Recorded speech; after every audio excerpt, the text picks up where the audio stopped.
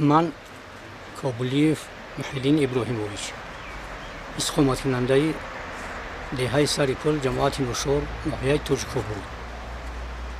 من همین را قید کردنی هستم که در دوره‌هایی که ما در مدرسه توجکو بود مدرسه ابراهیموف یوری بیگ با نام تخلصی شیخ فعالیت میکرد.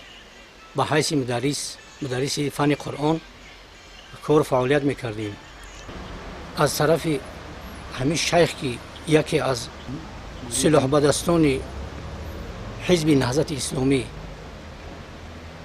و منطبعش چیزی کدومایی که با همراهش بودن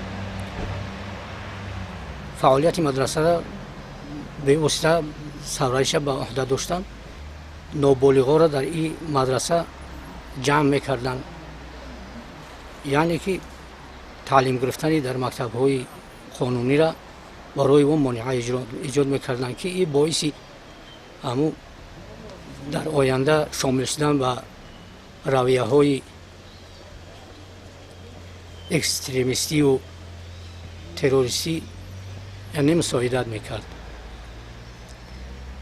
همین را گفتنی هستیم که حاضر که دولت ما دولت ابر قانونی ابر قدرت به همین حزب و رویه هایی که غیر قانونی هستند تکلیف میکنیم